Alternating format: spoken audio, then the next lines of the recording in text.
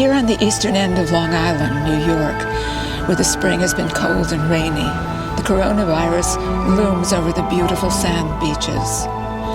New signs at the ocean warn would-be beachcombers to wear masks and stay 6 feet apart as they walk along the shoreline. With tourist season about to begin, all access to the waterfront may soon be denied. In this moment of social distancing and reliance on social media, some fellow writers and I are reverting to an earlier form of communication, to letter writing. We've agreed to create a conversation about our thoughts at this strange moment via chain letter, starting here with me, but moving quickly across the country and around the world, just as the virus itself is doing. Thomas Lynch, here in the U.S. in Michigan, Okwiri Odur in Bavaria, Germany, Claire Louise Bennett writes from Galway in Ireland, Akash Kapoor in Oroville, India, and William Fiennes near Oxford, England. To start, I'm Deva Sobel, and I've been dreaming that the pandemic will end in a resurgence of excitement about science. I used to often find myself the only person in the room interested in science, but now research is a regular feature on daily newscasts, and charismatic individual researchers have a big following. Every other person I know is suddenly an armchair virologist.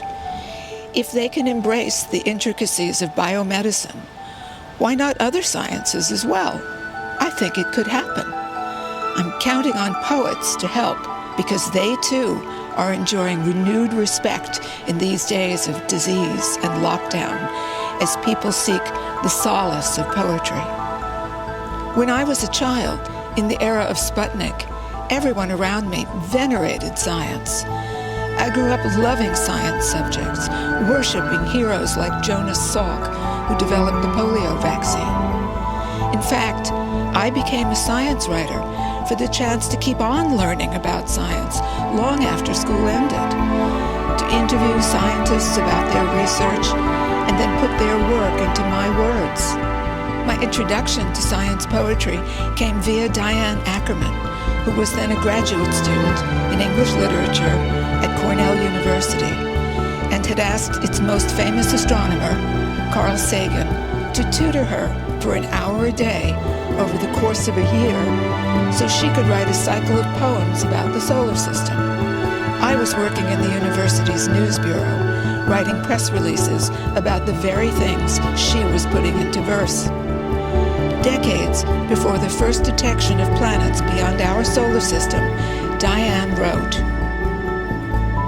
"At night, I lie awake in the ruthless unspoken, knowing that planets come to life, bloom, and die away like daylilies opening one after another in every nook and cranny of the universe." Before meeting Diane, I had assumed science and poetry occupied separate realms. A poet might well write about nature, but not with any scientific specificity. I was thrilled to discover how wrong I'd been.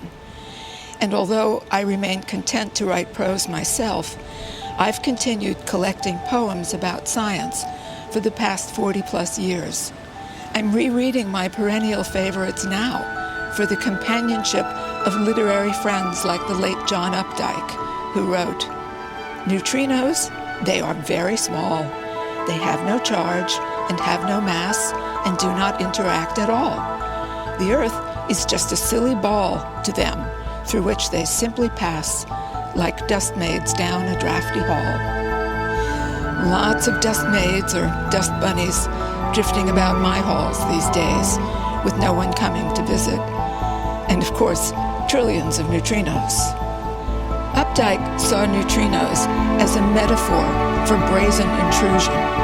Science writers are always comparing one thing to another for the sake of explanation, but poets' comparisons achieve something more than clarity, as in the way Jennifer Gresham writes about the creation of the periodic table of the elements. Many imagine it was like a jigsaw, But no, it was more like cataloging a collection of rare exotic birds, examining how the plumage of beryllium resembled magnesium, the curve of the wing, the clutch of their feet on prey. I go out for a short walk every day to a nearby bay inlet where I sometimes see an osprey catch a fish. The line, "the clutch of their feet on prey," comes to mind then, sprung from the poet's experience to enrich my experience of seeing the same thing, as though I had a companion and could call out, "Look at that!" Thanks to the poem, the osprey conjures an image of beryllium, or rather the beryl stones, emeralds and aquamarines that match the colors of deep water. The present isolation hasn't been terrible for me. Solitude is a natural state for writers, and I've managed to stay healthy.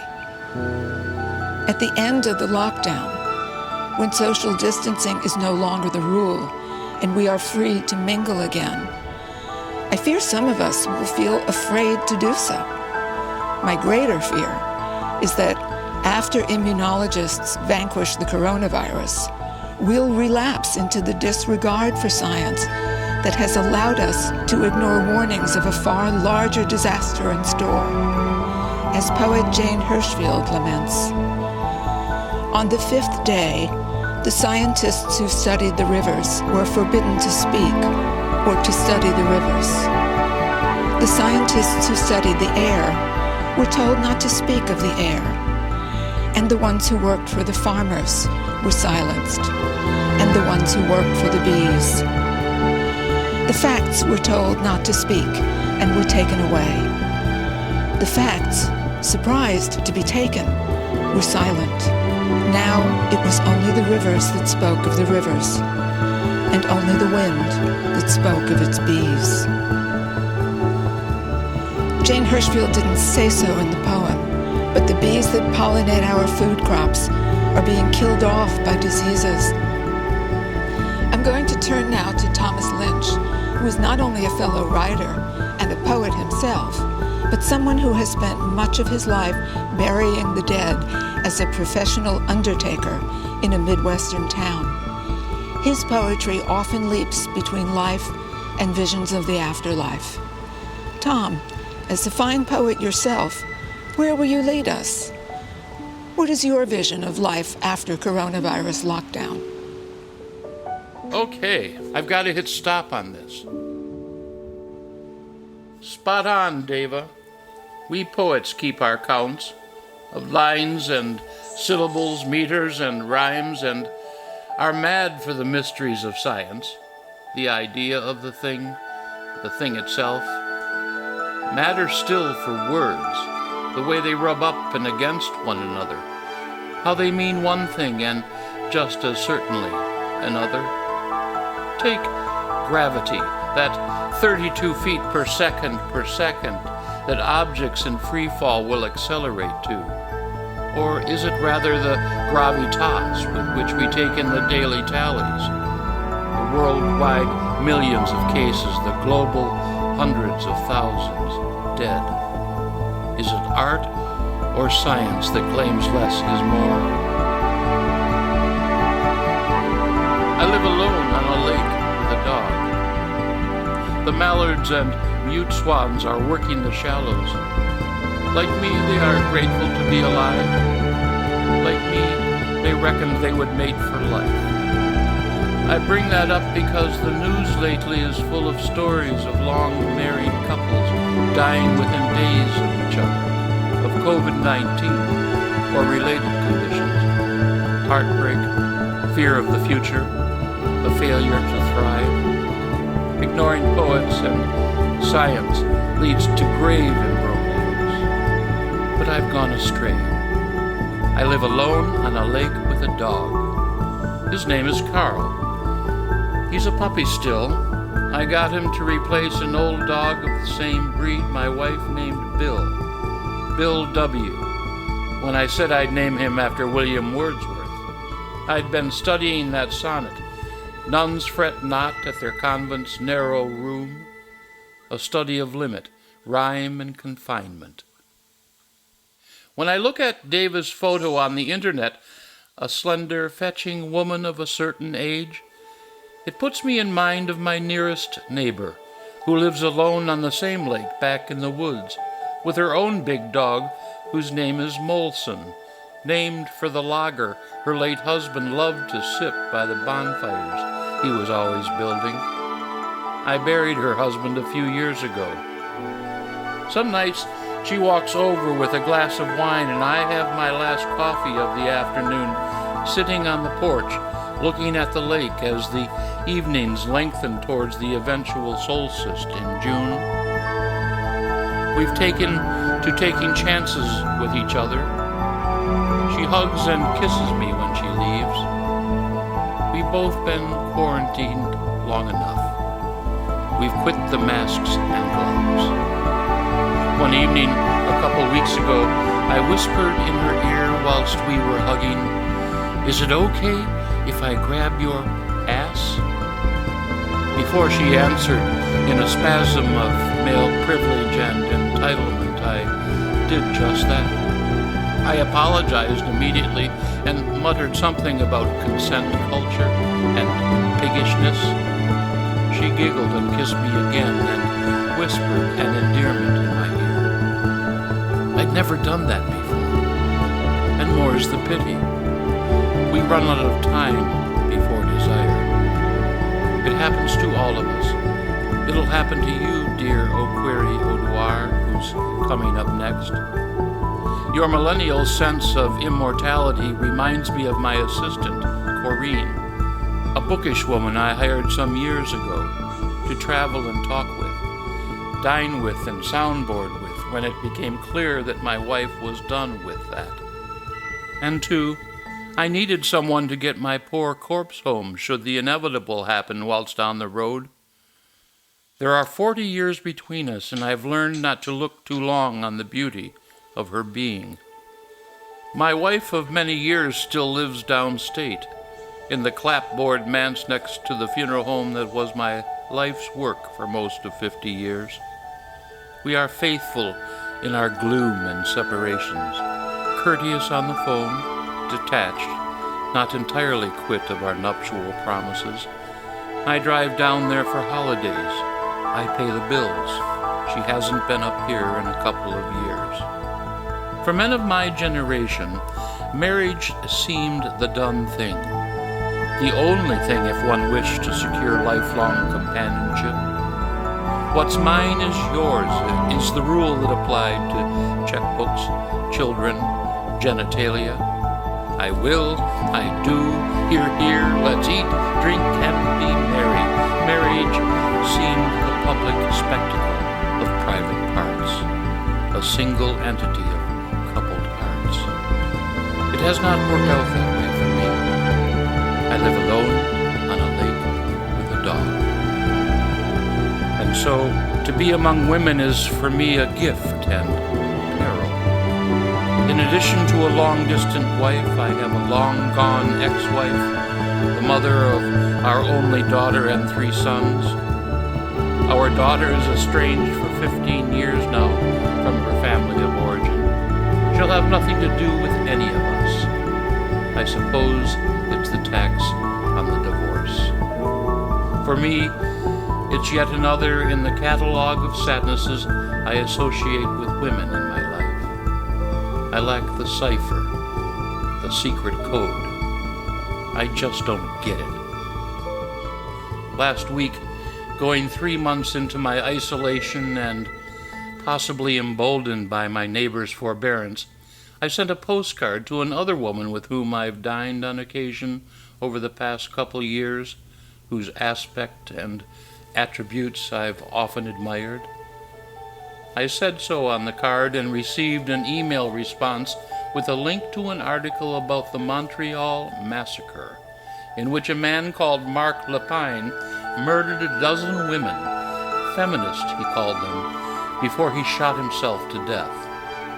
I remember saying in my note to her that the solitude was wearing on me and that among my regrets if this is how the world ends, would be the one that I had never given in to the impulse to pat her very fine bottom. Of course, the postcard continued, you'd have had me arrested. This is just to say it would have been worth it. She signed off her email, citing herself as your friend who was made uncomfortable by your last postcard. Even if she took my note to be a request for unwanted sexual contact of any kind, a simple thanks but no thanks would have done the job. I thought the proximity to the feminist-hating, gun-toting, massacre monster from Montreal was a bit extreme. Better to dine alone, I've told myself over and over in these long days of sequestration, than to risk further disturbing this erstwhile companion. So, what comes next? David Sobel asks, if there's a life after COVID-19. As is self-evident, I haven't a clue. But I wonder. Looking out over ever-changing creation, I wonder, ought we make our peace with God the Father or make amends to Mother Nature? I'm passing that wonder on to you, O query, whose future is more gravid with possibility than mine.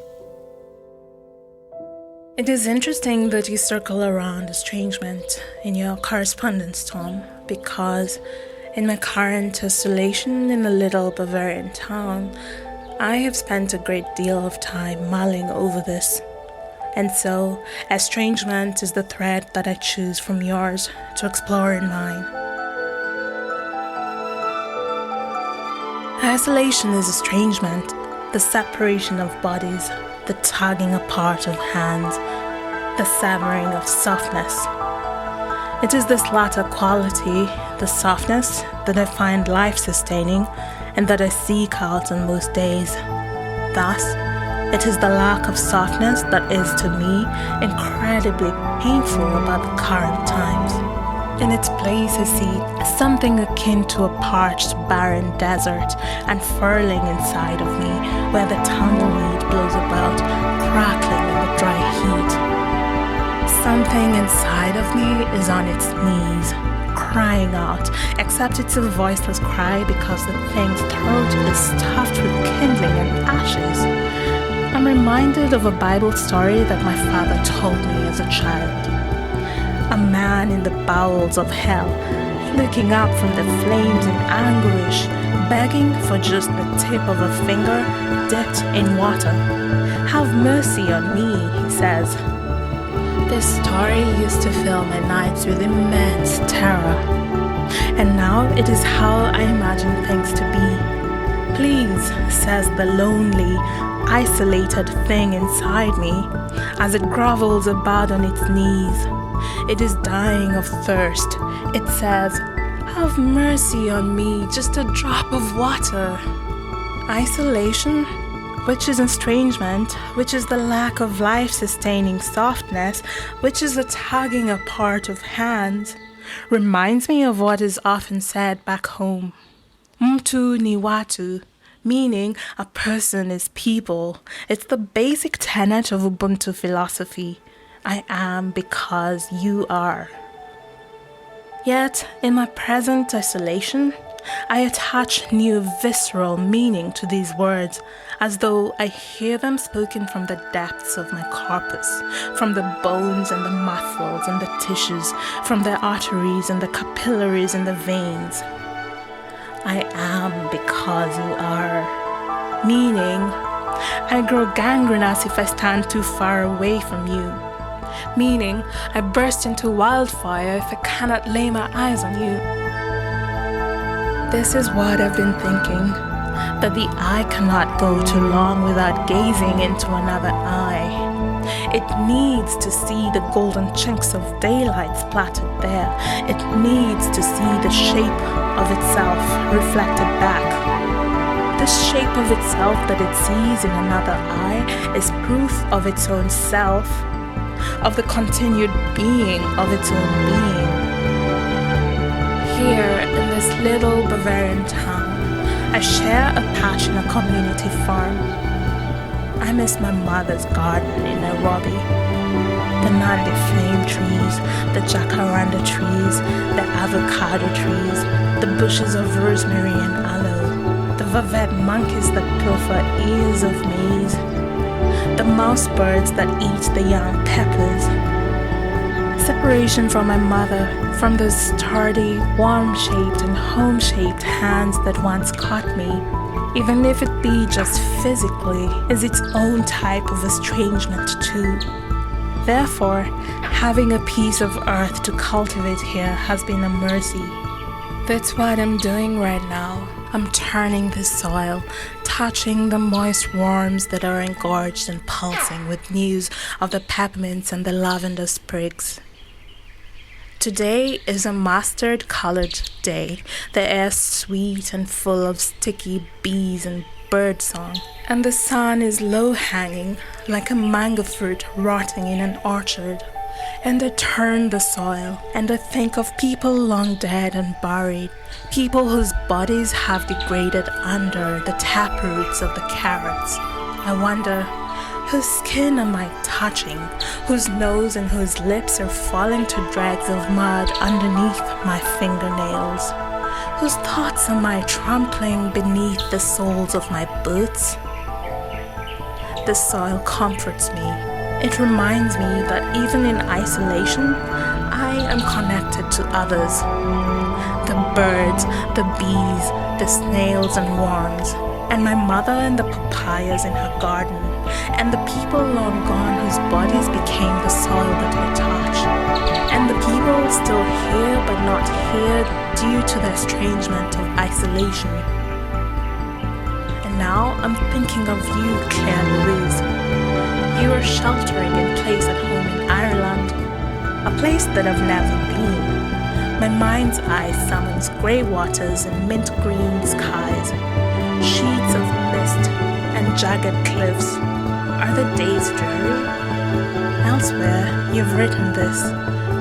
In solitude, you don't need to make an impression on the world, so the world has some opportunity to make an impression on you. So I wonder, what sorts of impression has the world made upon you in your present isolation? And Claire Louise Bennett will receive Okwiri Odur's letter in the second part of In My Present Isolation, here on the BBC World Service. The documentary is just one of our BBC World Service podcasts. In the midst of a global pandemic, what you need is news with a global perspective.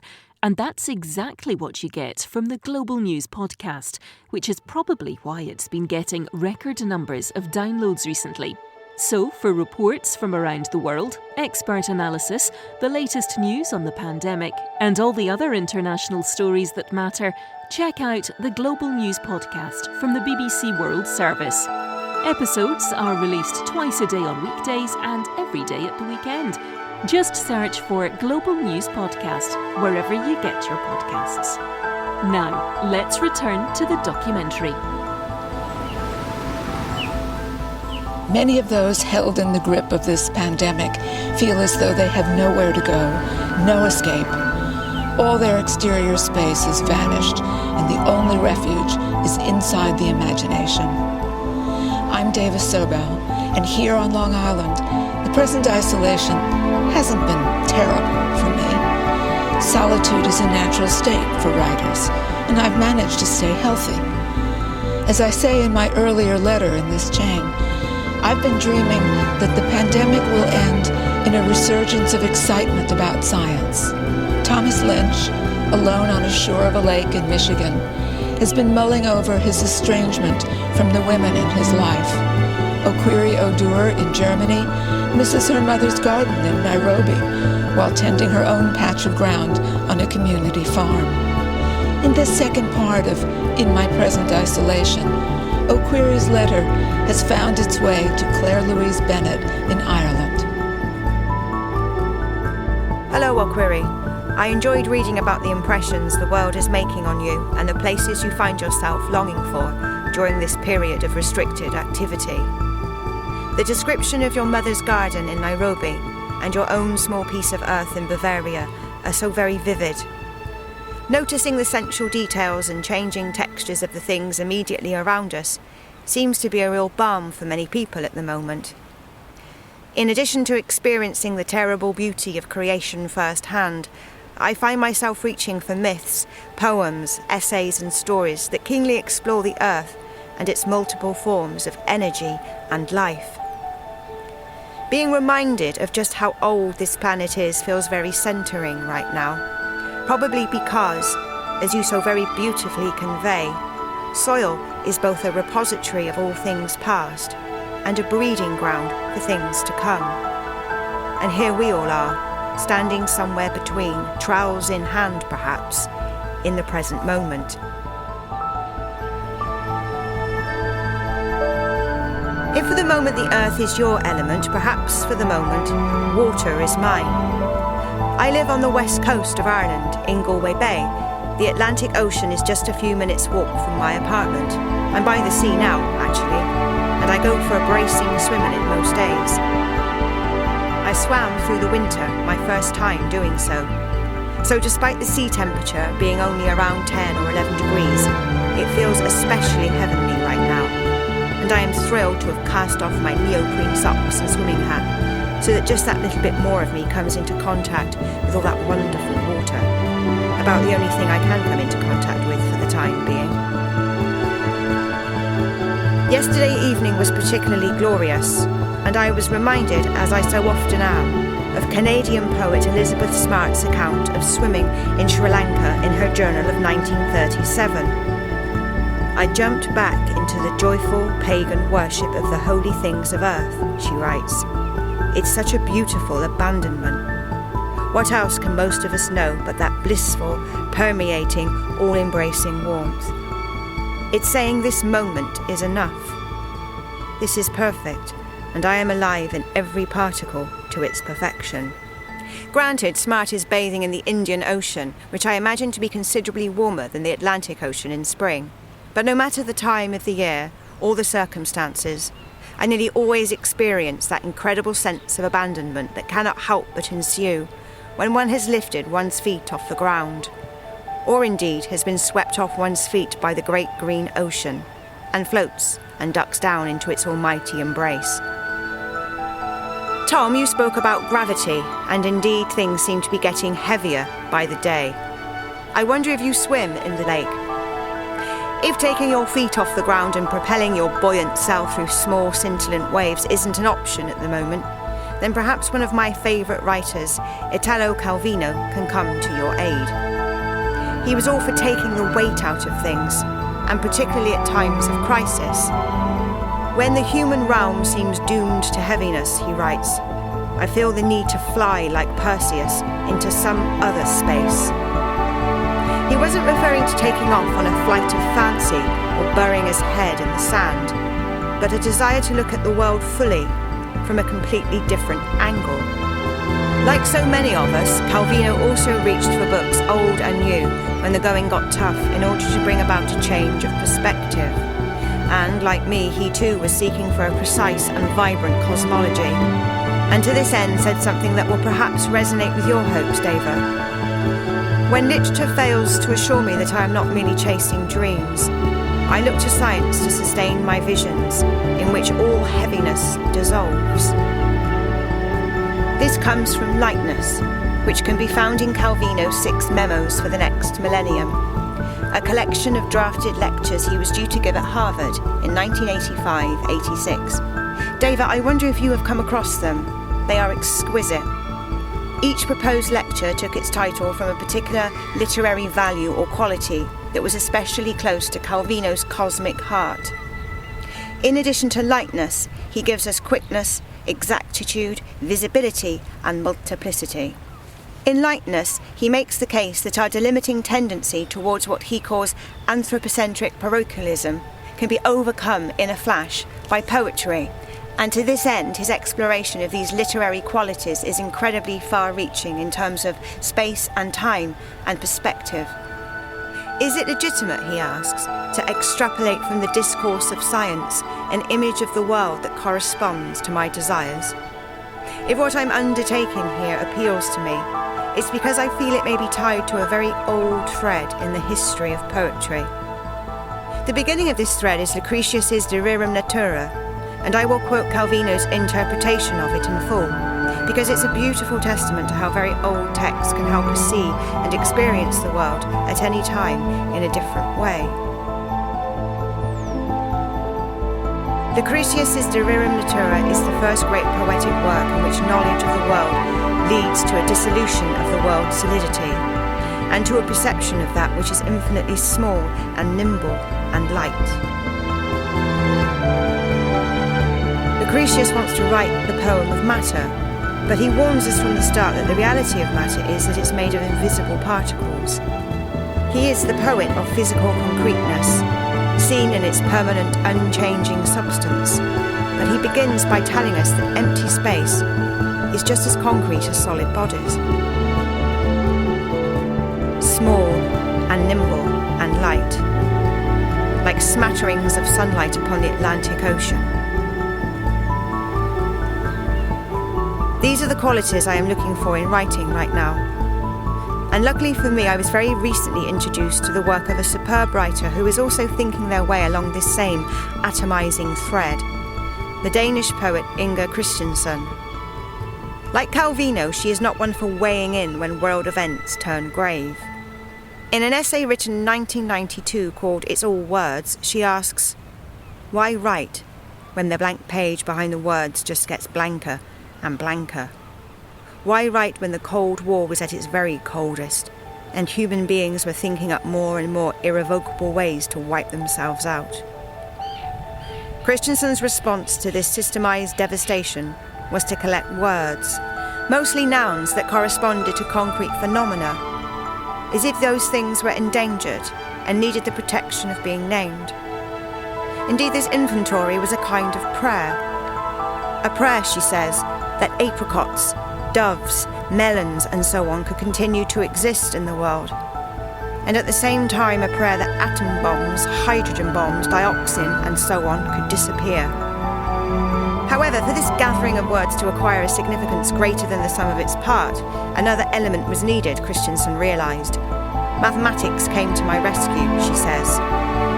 In order to organise her alphabet, Christensen enlisted the help of the Fibonacci sequence, where each number is the sum of the two preceding ones, a principle of growth that is in fact evident in nature. Both Calvino and Christensen, and indeed Smart too, are exploring the connections and interrelatedness of all the things in the world. And sometimes it seems that through their writing, which is always so expansive, so multifaceted, yet always so considered and particular, they are attempting something miraculous, to fuse words and phenomena. Thinking about the blank page in relation to this endeavour, I am reminded again of Okiri's Small Pot of Land. Like soil, the blank page conceals ancient tracks, that is the writing of all those who came before us. Yet there is always space enough for something new to unfurl. And indeed, here we are with our pens somewhere between, sowing and excavating at the same time, in the present moment. I am conscious that for you, Akash, the present moment might soon be approaching night time, and while I am enjoying the afternoon sun, you are perhaps preparing for bed. I look forward to hearing a little bit about where in India you are, a country I have not yet visited, and how your image of the world has been altered by events and ideas, past and present. I hope that your vision, whatever it may be, does not weigh heavily upon you, and I wish you sweet dreams. Hi, Claire Louise. Thank you for your wishes. You're right that it was late when I got your letter. Sadly, though, I was still at my computer and nowhere near bedtime.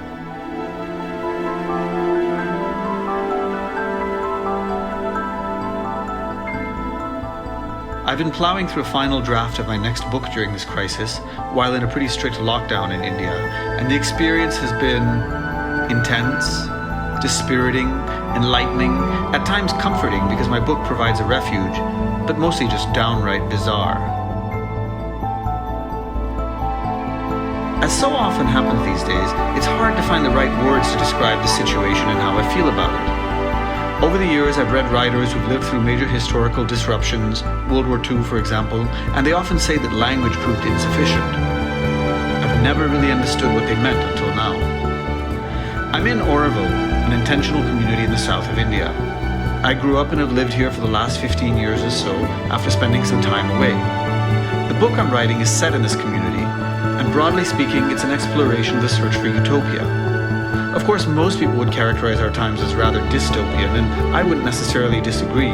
But one of the themes that emerges in the book is the tight connection between utopia and dystopia. They always seem to coexist. In my book, I call dystopia utopia's evil twin.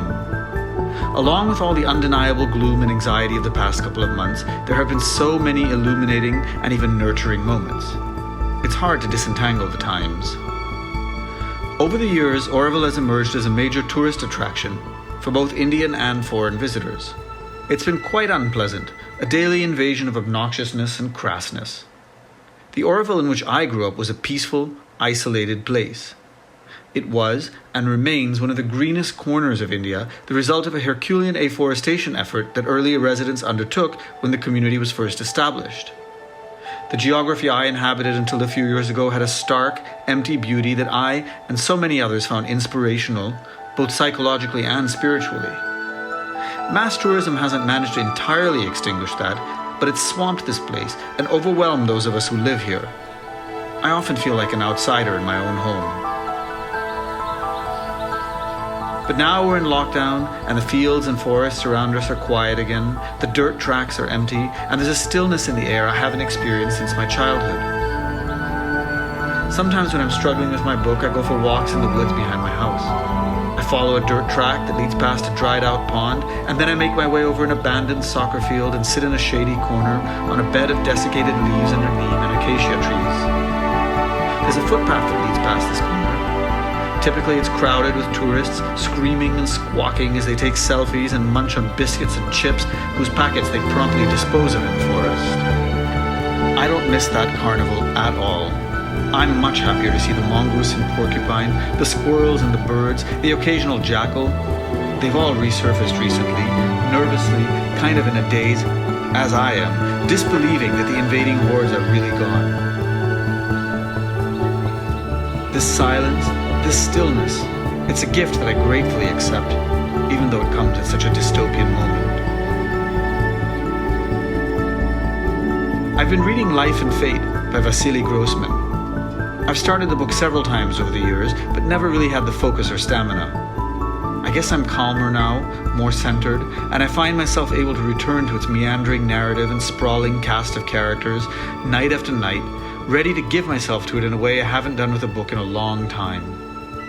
I don't want to overextend the analogy between war and the present moment. It isn't perfect, of course, but so much of what Grossman describes from the Russian front feels resonant. He writes of a sensation that history had left the pages of books and come to life. He writes of how the sunlight and the sky and the clouds have a new intensity and brilliance, of having rediscovered a sense of wonder in the world. One of the characters in the book has in recent times felt like a stepson of the age, which is how I feel when I see all the selfie-clicking, Instagramming, consuming tourists. But now, Grossman writes, everything he had disliked in life of these last few years, everything he had felt false, seemed absent. This too is something I can relate to. Again, I don't want to overextend the analogy, although a friend of mine in Paris, an elderly man who lived through the Second World War, told me the other day that he feels the parallels are very real. What I'm trying to say is that there's something about the contemporary situation that gives the world and all that it contains a new clarity and definition. It's as if the everyday in our existences has come into sharper relief, allowing us to feel its grace and quite simply to feel closer to reality. Reality is no utopia. The moment we're living in is tinged, and more than tinged, with tremendous sadness and grief. But that's life too, part of its grace. And all of our consumer distractions, all our travel and social media activity, all our hyperconnectivity, sometimes seem designed only to shield us and distance us from reality. I'm happy to feel closer to the world. I'm conscious that I'm the only one in this chain letter who is writing from what we might call, for lack of a better phrase, the developing world. There are particularities to the experience of this virus and its accompanying lockdown in countries like India. countries that are poorer, where governments can't afford the massive subsidies being paid out in richer Western nations, and where the trade-offs between livelihoods and lives are starker and far more difficult to navigate. India has managed the situation relatively effectively till now, but I remain anxious that we may yet face a medical, economic, and human tragedy that will make the West pandemic pale in comparison. At the same time, what strikes me in reading the other letters, and what struck me in recent weeks as I've written and spoken with friends around the world, is how global this experience has been, and how, regional variations notwithstanding, we're really all going through some version of the same thing. The resulting feelings of commonality and solidarity may well prove fleeting. I fear that so much of what we're learning and what we're seeing about the world, the understanding we've gained that a different way of life is possible, I fear that much of this knowledge will prove ephemeral, and that once the virus lifts, we'll just return to our old habits and patterns. If I had a wish for the world, other than an effective vaccine, of course, it would be for us all never to forget. Remember this moment. Remember all that we've learned, all that we've seen about the world and what it can be. The stillness and wonder, the fact that it doesn't have to be an always-on, churning, consuming, distracting, and distracted machine. More specifically, let's never forget that science is real, that nature has a vengeance, and that when physics and biology and chemistry tell us that something terrible is likely to happen, we should heed the warning. I'm sending this on to you, William Fiennes, you who've written so beautifully about nature. I remember reading The Snow Geese and feeling that you were able to touch the natural world to bring out its life and reality. I'm curious to know what you think about the message nature is sending us today. Thank you, Akash. I wish I could convey to you something about the spring here in the middle of England these last weeks. We've always had a knack for seasons, but this spring is really a gold medal contender. I can't say if it's objectively richer or more spectacular than previous iterations. Maybe the drop in air pollution has cleansed and freshened the sunlight. Maybe the disappearance of background traffic drone has disclosed the original force of birdsong. Maybe it's just that so much has been removed from the days that we have all this extra attention to give to what's left behind, to what was there all along. Either way, the meadows and woods along this stretch of broad historical river have been more vivid than before. Our English sequence of blossoms, blackthorn, cherry, hawthorn, elder, came like a pageant this year, floats arriving at a carnival. I watched the trees come into leaf like an old myth I was hearing for the first time. When they locked the playground gates, we began to clamber up and in among them, my son with a 5-year-old's newfound aerial confidence, our eyes and noses and fingers up close to the fat treacle buds of horse chestnuts, the black buds of ash, the slender brown pointed buds of beech trees. The buds fattened and burst with sensual and almost provocative candour, and then we were wedged in the crooks and perches of a field maple, while great tits, wrens, chaffinches and blackbirds belted out the words among branches, and green woodpeckers yaffled from open pasture by the weir, before the insistent April announcements of chiff-chaffs and neatly self-explanatory notes of cuckoos came to rub it in. By a creek off the river by the houseboats, we found a grove of bulrushes with fluffy seed heads you could pretend to eat like candy floss, and laughed because each bulrush resembled the extendable microfiber duster we'd just bought to clear cobwebs from the skylights. And in the marshy grass beyond them were hundreds of the wild lilies called snake's head fritillaries, with their tessellated purple lanterns like Victorian reading lamps. The willows were coming into leaf too, greening along the drainage streams in the water meadows, and this was the moment of wisteria and laburnum dangle, white horse chestnut candles, cow parsley in airy profusions, and ankle-high sprees of meadowsweet, cuckoo flower, buttercup and bugle, and orange-tipped butterflies, and swallows coming back from Africa to refurbish nests under the Ring Road Bridge, and swifts trailing fine silver screams over the back gardens, a sound we first heard on April the 27th, unusually early, as if this charged and heightened spring had drawn them irresistibly, the way you'd turn up early to a party everyone was buzzing about. Then, on Thursday evenings, we clap and bash saucepans in gratitude. We sing Lean on Me and Stand By Me and You'll Never Walk Alone in haphazard keys, each song spreading down the street like a rumour from the starred teenage violinist at number 34. The children picnic on doorsteps and wave at each other. They draw vast chalk fish on the empty road and shout "Roger" and "over and out" into walkie-talkies, the shouts travelling much further than the radio transmissions.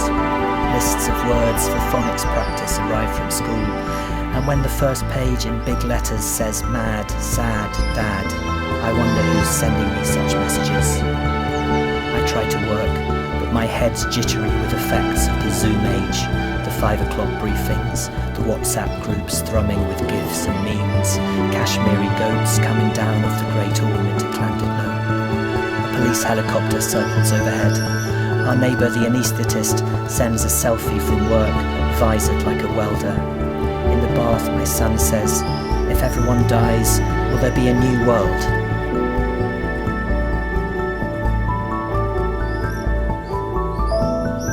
I think of jostling pub tables and the warmth of friends' kitchens, and cinemas where even discreet phone glows and furtive popcorn rustlings seem just now not annoyances but precious details of our lost social intercourse. I think of my parents, 84 and 99, shielded in their flat next to the care home, only 25 miles to the north. A daily exertion of will not to drive or cycle to see them, especially today, VE Day, 75 years since Allied forces accepted the surrender of Nazi Germany and the war in Europe came to an end. My dad was in a small German village called Struckdorf, a young officer in the 11th Armoured Division. They'd landed at Normandy and fought northeast through Belgium and Holland into Germany, crossing the Rhine at the beginning of April. Another spring. Buds, blossom, birdsong, lushness, sap, abundance, splendour. Such dissonance between the fact of loss and the vast green resurgence around us. Akash, I can see you sitting under acacia trees in that shady corner of the soccer field in Auroville, your city of dawn and gold. I can see Davis Osprey catching a poem off Long Island, Tom walking his puppy round Mullet Lake, a query in her community farm in Bavaria, dreaming the Nandi flame trees of Nairobi, and Claire Louise swimming with Calvino in Galway Bay. I love that we can pass these images to one another. I've been thinking of some lines from the American poet Richard Wilbur. Limitation makes for power. The strength of the genie comes of his being enclosed in a bottle. He was talking about poetic form and how the imagination can be set free by the tight, rule-bound confinements of a sonnet or stanza. But I hear him speaking to our lockdown days, as if we too could find power in our present limitations, and emerge not wizened and bedraggled, but as genies, enhanced, enlarged. So I'm sending this embrace across the miles, as swifts crest the roof slopes beyond my window, reminding me of the way Ted Hughes described their annual return in Season Songs. They've made it again, which means the globe's still working, the creation's still waking refreshed, our summer's still all to come.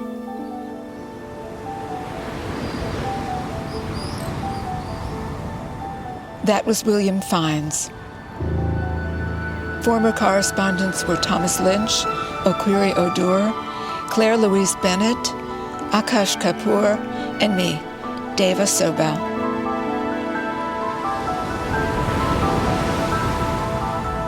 In My Present Isolation was produced by Kate Bland and is a cast iron radio production for Radio 3 and the BBC World Service.